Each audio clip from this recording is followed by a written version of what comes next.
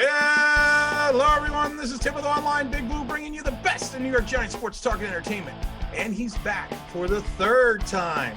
I think we know who he is. I think we've met him before. I think we've seen him. It's DJ Khaled. Oh, no, I'm sorry. It's Brooklyn Hit Squad 96. Welcome back, Mr. Hit Squad. How are you today? I'm doing good, Tim. How are you doing? I can't complain. Too much work around the house, washing the cars, doing everything else. Too long of a weekend. It's time to get back to work. And we're going to jump right into it because I got a couple questions to ask you. Let's get into it. Leonard Williams. Mr. Leonard Williams. Mr. Leonard, I am not going to negotiate a contract during the year. I'm just going to play out my tag and see what happens. We did a video about a week ago, where we said that the Leonard Williams is the mayor of Crazy Town because he was looking for $18 to $20 million. And when we did our video on December 26th, and we said he was looking for that amount of money, people thought we were crazy, but turned out he's crazy. We're right. What the hell is Leonard thinking? In your mind, what is his thought process of, I'm going to play out my tag. I had half a sack last year. I think 7 sacks was the most sacks I've ever had in a career, and that was my second year. I'm 26 years old. This is my big contract. What the hell is he thinking? Well, look, I'll never talk against another man trying to get as much money as he can. But I think Leonard Williams out of his fucking mind. Excuse my language. He is out of his mind. I think if he would have hit the open market, he definitely would have not gotten anywhere near the price of what he's getting for the franchise tag. I thought it was a bad look when he tried filing a grievance against the Giants. I think at that point, we kind of realized where this was going. When we signed him, I didn't think we were going to extend him, to be very honest with you. I mean, when we traded for him? Yeah, when we traded for him, excuse me. I didn't think that, we would extend him. And I still think the same now. I think you put that money towards Dalvin Tomlinson, maybe get yourself maybe a free agent and a free agent wide receiver next year with that money. We have different holes that we got to work on. And the price that Leonard Williams wants is just not worth it. And he's not going to get that from another team. Yeah, we spoke to a couple league sources when we did our video in December, and people told us that Leonard Williams' value on the open market, and that was December 26th, was between 8 to 10 million. Now we took a ton of crap for that video. Again, people thought, well, you don't really have any sources, you don't know what you're talking about. And I told people, you know what, just wait and see what happens, because it's all going to play out. And right now, I think you're right. If he would have hit the open market, I think you're right, and I think our sources were right. He maybe would have gotten $8 million a year, maybe. Yeah, and I think he would have got like 8 to 10 million on a prove it deal. So, like you said, I do not begrudge him getting his money. I never begrudge any player for getting their money, but I think we need to have realistic expectations. So my other question is in reference to realistic Leonard Williams expectations. What do you think he is going to do this year? And what position is he going to play? Is he going to play more defensive tackle or defensive end? I think that he's going to play more defensive end. I don't think he's really fit to be, defensive tackle. I don't think that he really fits the defensive end mold. He doesn't get, in my honest opinion, to the quarterback quick enough. He has those almost plays. And if you're going to play a DE, you got to get intrinsic value. Yeah, and it's like, that's nice and all, but I would rather have the ending result. If you're going to go that far, I need you to take that next step and to complete the play, because you had a lot of points last year where, he's getting to the quarterback, but the quarterback has enough time to get rid of that ball. You mean like in the Detroit? You mean like in the Chicago game? That is definitely one. Hey, look, there's Mitch. Go back to. He's gone. And you know what? It's like I said, I won't begrudge him for that. I think if this is going to be his contract year, because I don't think that he would really stay with the Giants. I think they are going to use that money towards Dalvin and a couple other holes. He's going to try to prove that, he's worth the money that he wants. But realistically, even with him having a good year, I would have him between the 3 to 5 sack range, just because I don't see him completing these plays. I really don't. And when you look at the strength of the schedule and you look at some of the teams that we're playing, they have good offensive lines. And even against okay offensive line, he couldn't get to the quarterback. So I can't expect him to get to the quarterback playing higher competition. You look at San Francisco, the Steelers.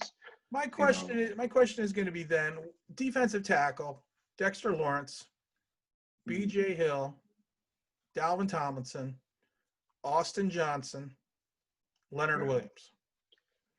He doesn't, in my mind, he doesn't fit. I think he stunted the progress of B.J. Hill last year.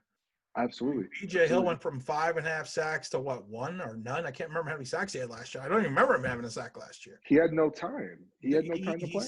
He stunted his growth. So, I mean, you have those players in the defensive tackle realm. Then who's going to be if we go a 4-3 or even a 3-4 hybrid, who's going to be our two ends?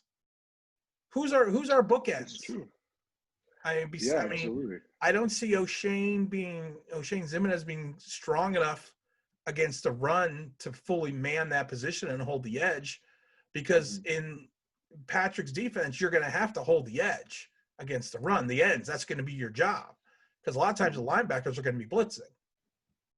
And like I said, I don't know who would even be on the other side that would be stout enough to move forward. Now, we could always, like I said, Marcus Golden can always come back, but Marcus Golden is more listed as a linebacker. That's very true. And while he did have 72 tackles last year, a lot of them did not come from him with his hand in the dirt. No, absolutely no. They didn't. I think that's a fair argument to see, if we do go into that, who would be on the ends for it. You could possibly put, Lorenzo there, but I think Lorenzo's better in coverage than he is at getting to the quarterback. I could be wrong, but that's just how I feel. Lorenzo Carter's natural position is linebacker. Absolutely. Yeah. So we're going to see. Hopefully, I don't expect, Cairo Fackrell to, have as many sacks as Marcus Golden did last year.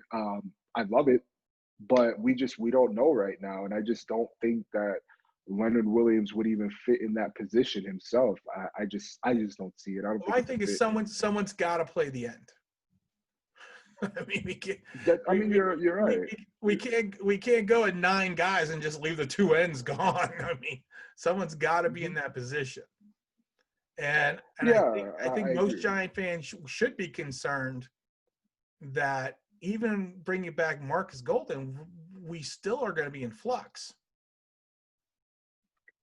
Yeah, I do think that is a good argument. I always wonder if the Giants knew that Marcus Golden wasn't going to get as much attraction from other teams as he's getting right now, which is little to none. Do you think they would have gone out and signed Cairo Fackrell? Yes, because of the fact that the whole Green Bay connection, the whole Patrick connection, the whole fact I think that Gettleman always thinks he's the smartest guy in the room, and I think he's thinking, Kyler had an off season because of the fact that they didn't play him, but I think he also wasn't looking to the fact that Green Bay didn't play him because they thought so high of him. They signed 2 free agent linebackers and drafted 1 in the first round. Mm-hmm.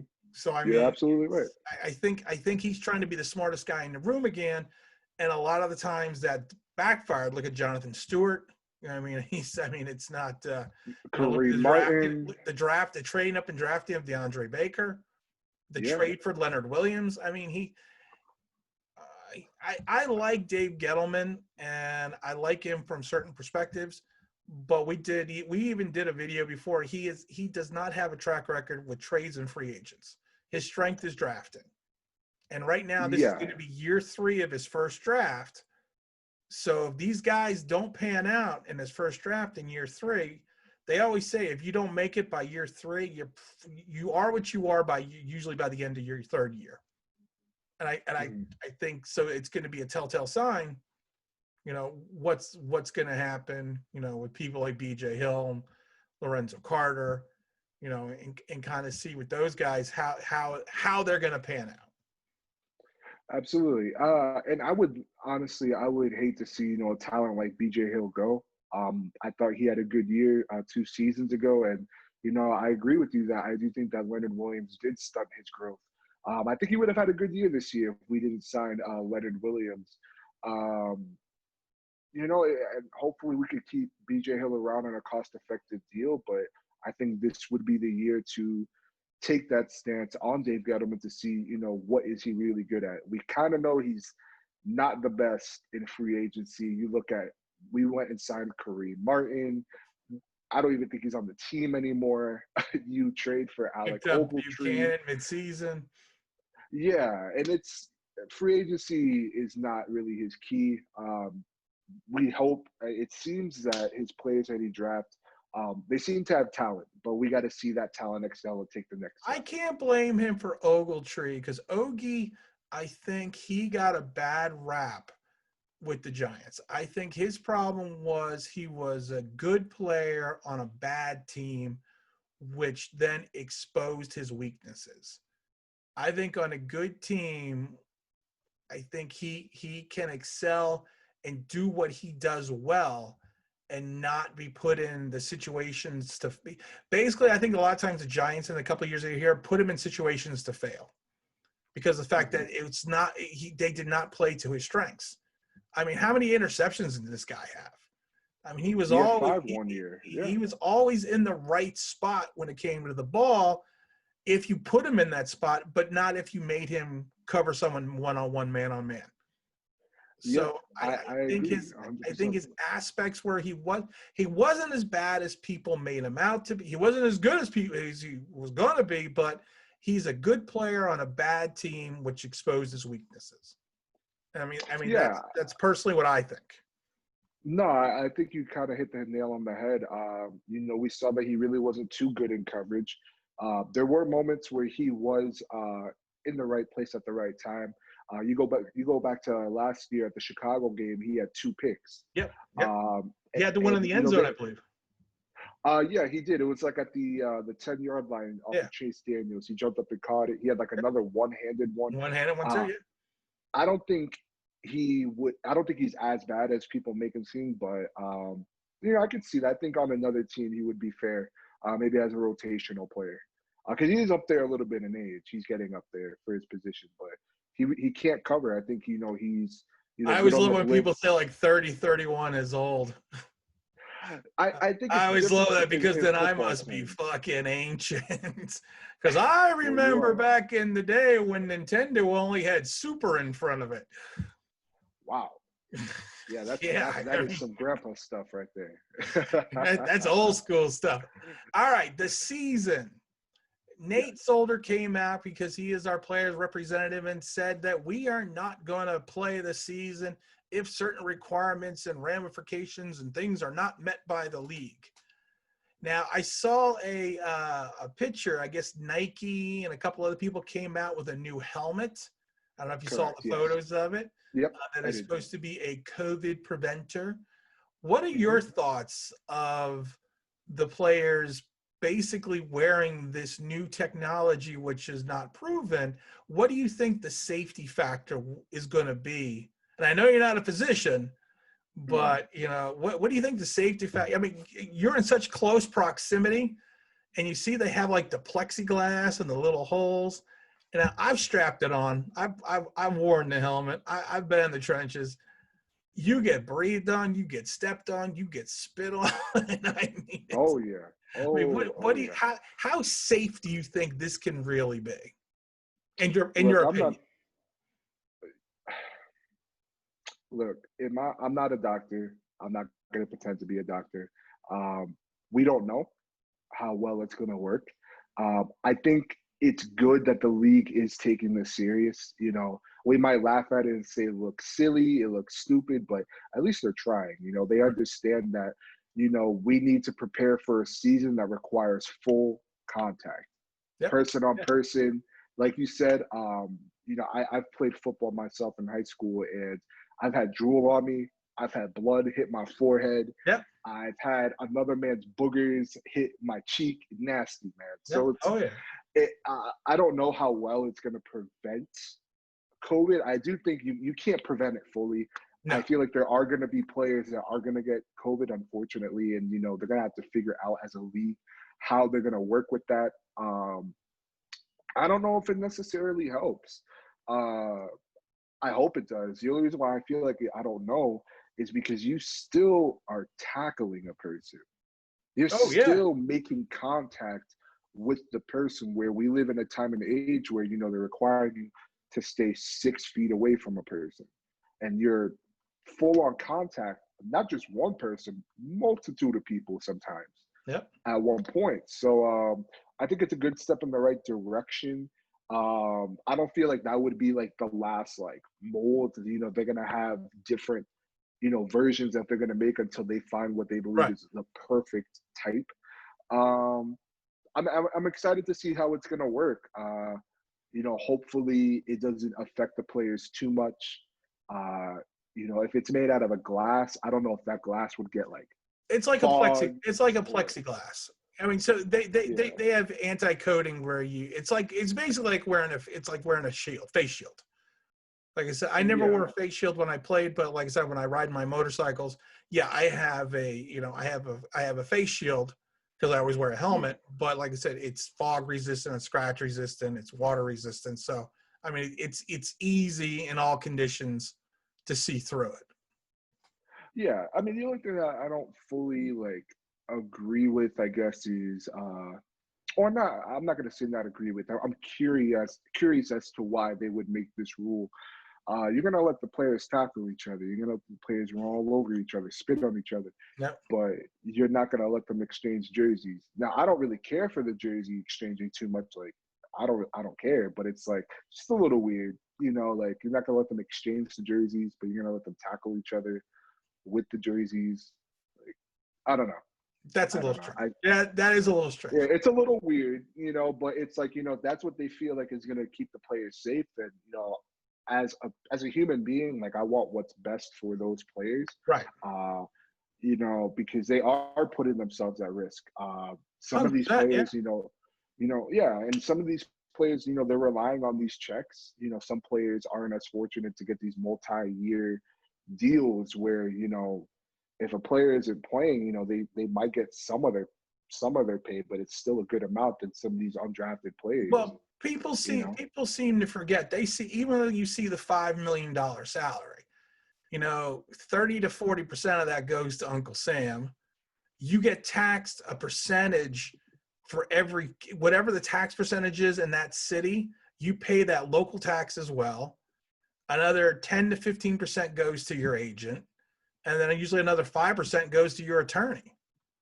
I mean, so you see someone making $40 million, but they may see 51% of that at the end of the day. That's still a lot of money. That's still a lot of money, but to your point, if you got a guy making $650,000, you know, he's not getting, you know, what these other guys are getting. So, you know, I feel bad for those guys because, you know, they're the guys that there are certain people in the league that have to play. They have to play to eat. You know, they're, you know, everyone thinks everyone in the NFL is a millionaire. No, they're not. I mean, no. I mean, it's to the point that some of these guys have to play or their families aren't going to eat because that's their job. I mean, but let's get off that topic real quick. We're going to do one last real quick topic here, and I just want to get your opinion. It is not Giant related, okay. But it is NFL related. The Washington Blanks. Mm-hmm. What do you think about the franchise that's been around for 97 years or whatever it is, about changing their name from the Washington to whatever it was to the Washington Blank? I think that they're, oh my God, I can't even talk today. I think it's good that they're changing the name. I think it's a little overdue. I've never liked the Washington name. Typically, when I refer to Washington, I just refer them as Washington. I don't like the name. I think it's a very degrading name. And it's about time that they changed it. I know a couple years back, the owner had came out and said, you know, you could put it in caps, we will never change this name, but he didn't have a choice. You know, he was going to get money taken out of his pockets. Nike took him off the Well, website. it's You always, know, yeah, it's always the money perspective. And that same year he came out and said that, most people don't know they did a survey among Native yeah, Americans, and like they did. 80% of them didn't care that they were called the blanks. Mm. They didn't find it offensive. But it's still that 20%. You know, Well, that's the thing. you know, There's the 20%, but that's more than a super majority. That mm, 80% said, it doesn't bother us. And at the time, I almost said it. The blanks were giving a lot of money to the Native American mm, communities, and they were also giving and donating equipment to reservations and certain tribes. So yeah. I know some of the tribal leaders were worried that the Redskins were going to stop. Don't say it again. That the blanks were going to actually stop doing that. And Yeah. it's like, well, yeah, they probably are, because of the fact that there's no longer an association. So, Yeah, I mean, and that's unfortunate. You know, especially since I feel like, you know, they do deserve that and more. You know, especially through what the Native American people had been through in this country. But I think, like I said, I think it's good that they're changing it. I've seen some names float around. The most popular that I've seen, which I actually was seeing this on Twitter, and there were certain ideas that people had that I actually liked and I thought was pretty cool. The name was the Washington Red Wolves, and they Red could still Tails. keep. No, they were saying red wolves because there's red wolves in Washington, and they're an endangered species of wolves, and they're tied a little bit to Native Americans, not too much. You know, wolves are, but the red wolves are an endangered species. But they were thinking of like calling the stadium like the den, and when a big play would happen, you know, you could howl like a wolf. You know, that's pretty crazy. You know, So they not would crazy, but basically that's they would pretty basically steal everything from the Carolina Panthers. essentially. But I think, you know, because somebody had shown like a Photoshop of like what they would do for like, you know, the jersey and like the helmet, and it got a lot of attention. I remember when I saw it, it had like 9,000 retweets. And this was yesterday. And Dwayne Haskins that came out and said he liked the name for it.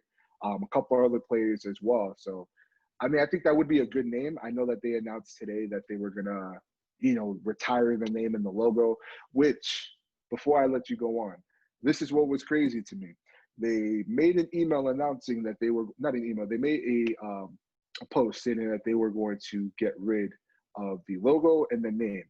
However, that logo was still on On the the paper. paper. Yeah, I saw It's that. like they almost said, one more time for the road.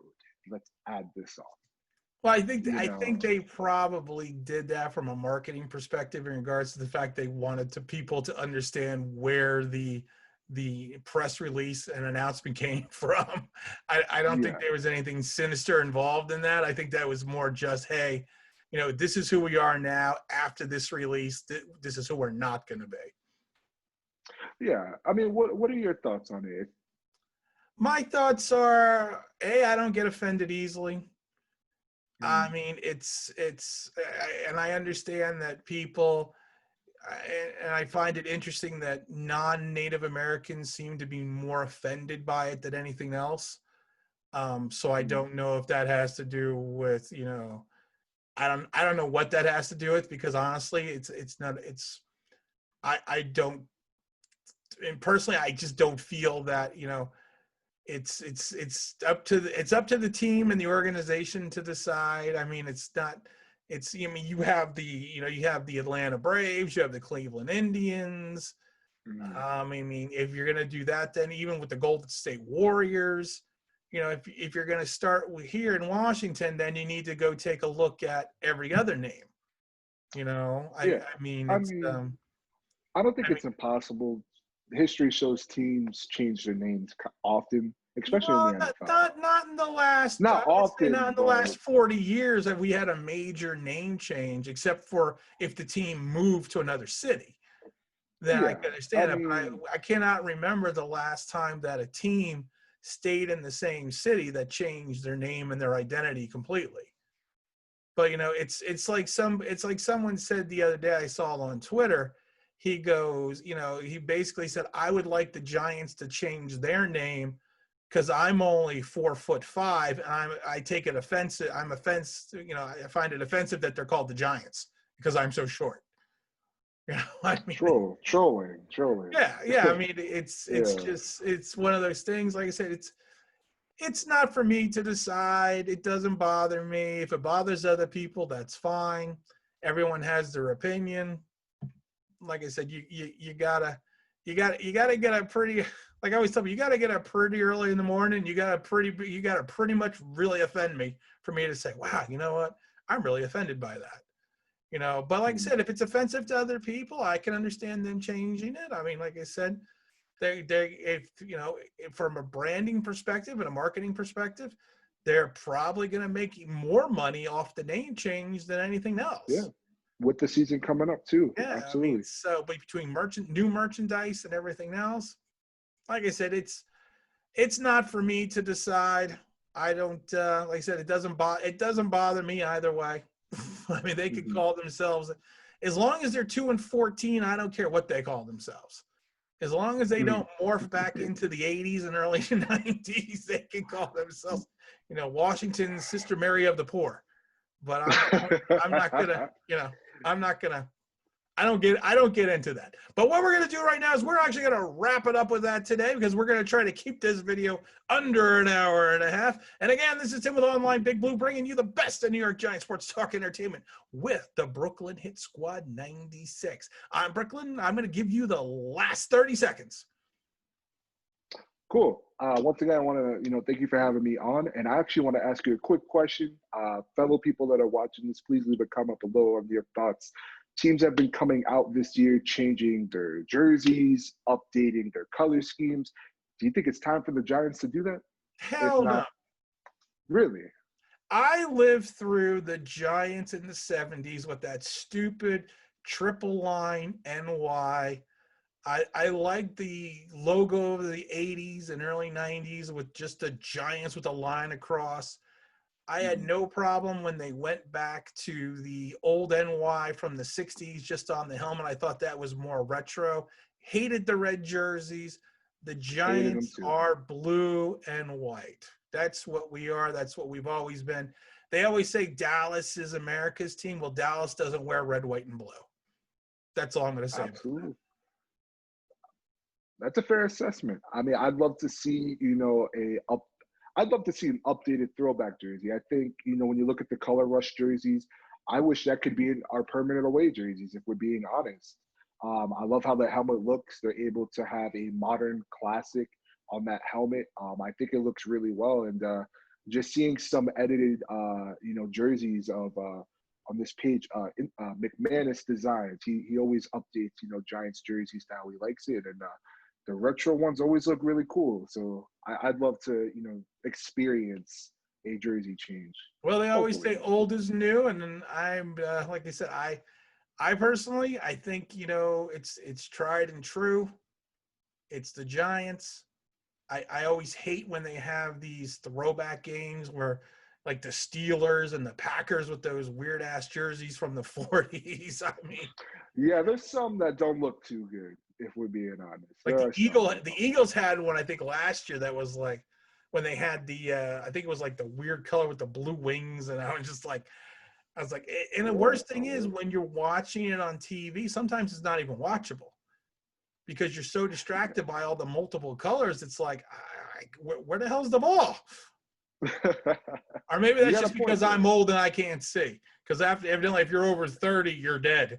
But again, this is Tim with Online Big Blue, bringing you the best of New York Giants sports talk and entertainment. We are going to wrap it up. And as always, if you can, you know what to do.